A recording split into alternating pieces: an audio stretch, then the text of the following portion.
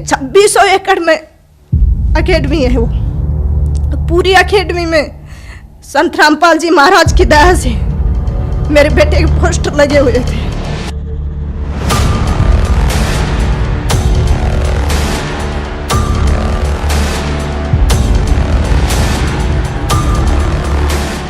जहाँ भी देखें लेफ्टिनेंट केवल कृष्ण की आवाज।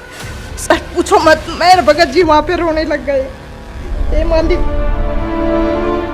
बहुत ही इस सड़क चाप की ऐसी किस्मत जो आज ने आपने ऐसा बना दिया। हमें 3 दिन तक बस सिर्फ जिधर भी देखे माइक में एक ही एक आवाज आई, लेफ्टिनेंट केवल कृष्ण। जैसे ही उसको राष्ट्रीय गोल्ड मेडल उसके कंधे पे लगा, मेरे भगत जी से रुका नहीं गया।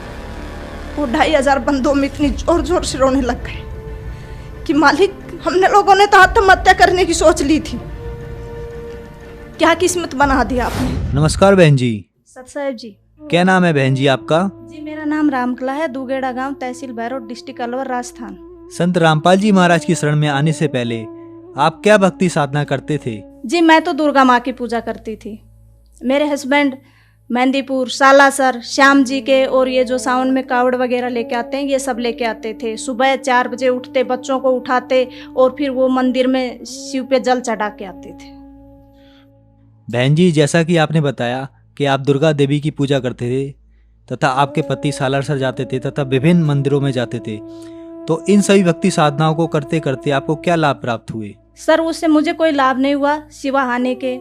जैसे वो सभी देवी देवताओं की पूजा करते थे, शिव को जल चढ़ाते थे, उसके बाद भी उनका एक्सीडेंट हो गया। और एक्सीडेंट भी बहुत बुरा कि उनकी याददाश्त, मेमोरी सब कुछ चला गया उस दौरान। फिर किसी पंडित जी ने बताया उनको कि भाई तुम लोग इनको जो बजरंगबली है ना, इनको मंगलवार और शनिवार को सिंदूर लगा के आया करो। तो हमारे पास में सिटी है भैरोड, वो लोग वहाँ पे जाते सिंदूर लेके और तेल और सिंदूर मिला के उसको पूरे को लेप करके आते ऐसे। फिर भी उनको कोई लाभ नहीं हुआ, याददाश्त चली गई उनकी, बोलते नहीं थे। सिर्फ इतना बोलते थे कि मैं और मेरे दोनों बच्चे उसकी भाषा को समझ सकते थे, बाकी कोई नहीं। अनजान लोग तो उनको शराबी बोलते थे, हालांकि उसने कभी नशा नहीं किया। तो सर उनके एक्सीडेंट के बाद हमारे कमाने वाला कोई था नहीं और कंडीशन बहुत ख़राब हो गई थी। 1.5 साल तक हम लोग जयपुर SMS के चक्कर काटते रहे। डॉक्टरों ने कहा कि भाई इनकी याददाश्त आप भी सकती है, नहीं भी आएगी।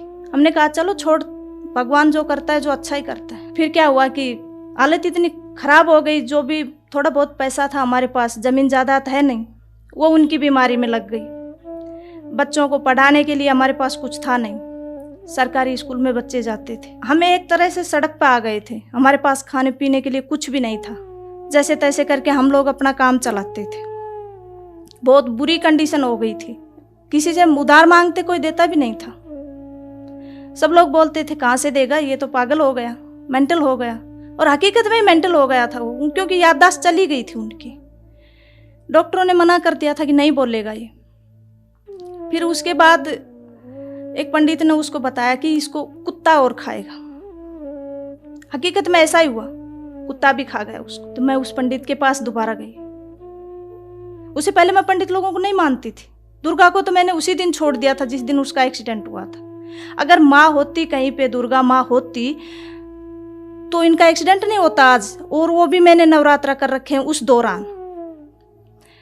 फिर क्या हुआ, पंडित ने कहा कि भाई इस पे 7.5 की दशा है शनि की, आप लोग ऐसा करो कि इसको गुलाल लगाओ बजरंगबली को। मैंने कहा ठीक है भाई लगाते हैं। उसके बाद वो गुलाल लगाने लग गए। करीब 6-7 महीने तक लगातार लगाया। फिर मैं पंडित के पास गई, मैंने कहा कि अब क्या है। उसने कहा कि आपकी 7.5 है। मैंने कहा कि कम से कम 7 तो बोल दे, 6 महीने तो हो गए हमें, ये जाएगी या नहीं। पर जब भी मैं उसके पास जाती वो 7.5 ही गाता रहता। संत रामपाल जी महाराज की शरण में आप कैसे आए? जी मेरे हस्बैंड जब बजरंगबली को गुलाल लगाने जाते थे तो उनको एक फरीदाबाद का कोई भगत जी मिला भैरोड में। उसने कहा कि आप ये क्या करते हो। तो मेरे हस्बैंड ने कहा भी मैं बजरंगबली को गुलाल लगाता हूँ, मेरे को पंडित लोगों ने बताया। उसने कहा इन सब के चक्कर छोड़ो, पंडित कोई सही नहीं बताता, आप एक काम करो मेरे गुरुजी से नाम ले लो। तो मेरे हस्बैंड ने कहा कि कौन है तुम्हारे गुरु। उसने कहा संत रामपाल जी महाराज, और वो फिलहाल करोथा कांड हुआ था, उस दौरान वो जेल में थे। तो उसने कहा कि गुरुजी इस टाइम है नहीं, वो जेल में गए हुए। भगत जी ने कहा कि चलो मैं घर पे जाके और बच्चों की माँ से सलाह करके आपको बताऊंगा। सर जी, मैंने कभी गुरु देखा नहीं था और नहीं बनाया था और नहीं पता था गुरु के बारे में। हाँ, देवी देवताओं के बारे में तो पता था, पर मेरे दिमाग में हमेशा एक बात रहती थी कि ये भगवान 3 क्यों है, एक होना चाहिए। तो भगत जी, हमने उसके पास फ़ोन किया, वो हमारे घर पे आए, उससे हमने पूछा तो उसने कहा कि भाई ये सुख देते हैं गुरुजी, वो सुख देते हैं। उससे पहले मुझे गुरु के महत्व का नहीं पता था, गुरु क्या होता है। तो सर उसने कहा कि संत रामपाल जी महाराज अभी है नहीं और आएंगे तब हम आपको नाम दिला देंगे। तो जैसे ही संत रामपाल जी महाराज आए, वो भगत जी हम लोगों को वहाँ पे लेके गया। उसके बाद जैसे ही हमने नाम लिया तो हम हर 15 दिन में सत्संग में जाने लगे। तो धीरे धीरे धीरे धीरे मालिक की, परमात्मा संत रामपाल जी महाराज की दया होने लगी हम लोगों पे। बहन जी, जैसा कि आपने बताया, आप देवी दुर्गा की पूजा करते थे, आपके पति सालासर जाते थे, व विभिन्न मंदिरों में जाते थे, जिससे आपको कोई लाभ नहीं मिला। आपकी आर्थिक स्थिति बिगड़ गई तथा आप सड़क पर आ गए।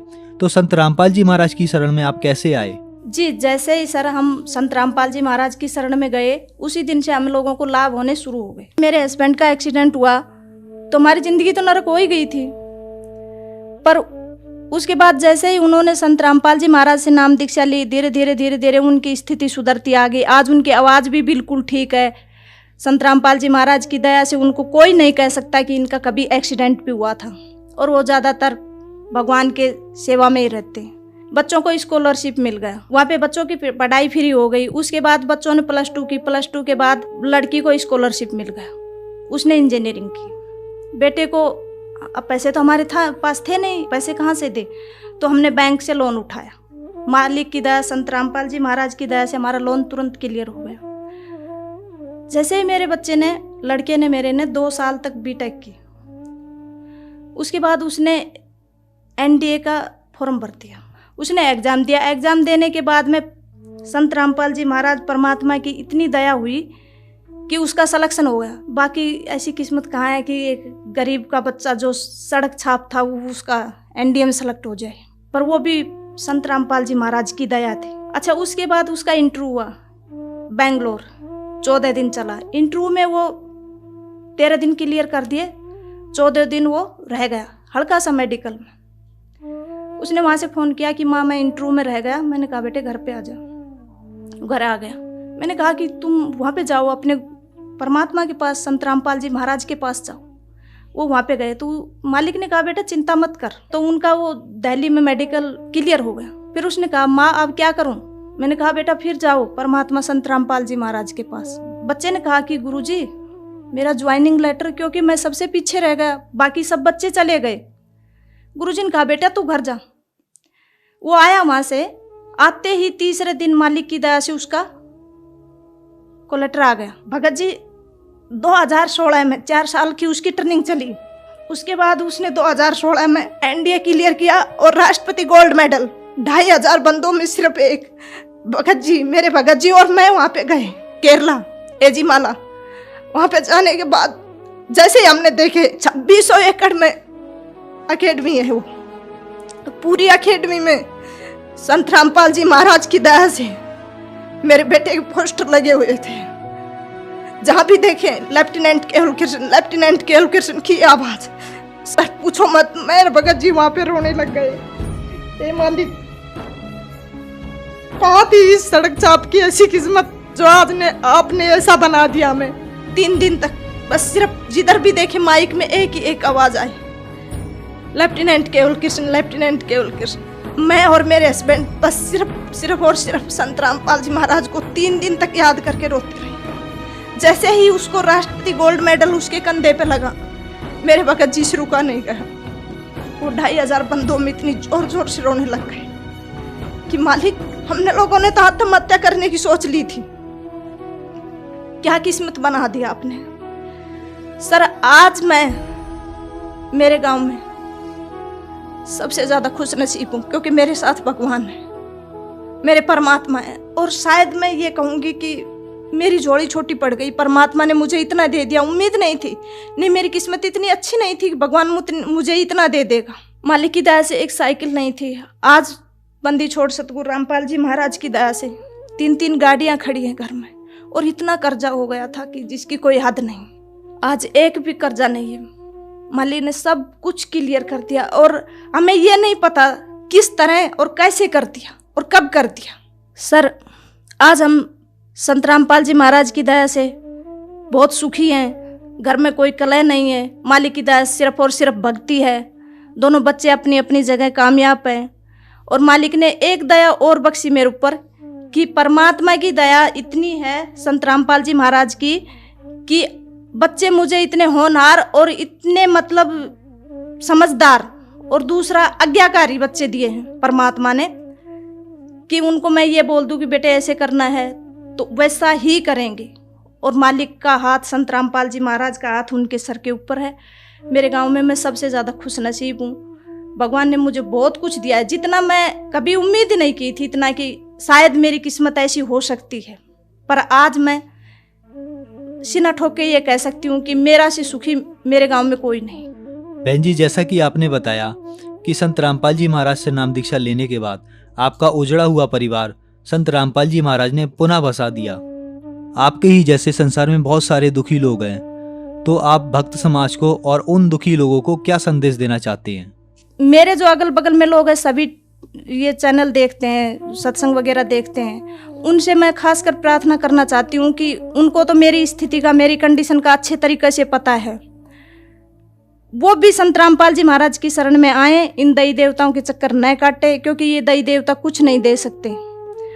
मैं तो चाहती हूँ कि वो संत रामपाल जी महाराज से नाम दीक्षा लेके मेरी तरह वो भी अपना उजाड़ा हुआ परिवार बसाएं और अपना मोक्ष करवाएं। बहन जी, संत रामपाल जी महाराज अभी जेल में हैं, तो कोई श्रद्धालु अगर संत रामपाल जी महाराज से नाम दीक्षा लेना चाहे तो वह कैसे नाम दीक्षा ले सकता है? सर, संत रामपाल जी महाराज की दया से विभिन्न चैनलों पे संत रामपाल जी महाराज का सत्संग चल रहा है, और उसके नीचे जो पट्टी चलती है उस पे फोन नंबर दिए गए हैं, वहाँ से नंबर नोट करो और संत रामपाल जी महाराज का जो नज़दीकी नामदान सेंटर है वहाँ पे जाइए और नाम दीक्षा लेके अपना मोक्ष कराइए। धन्यवाद जी। सत साहिब जी।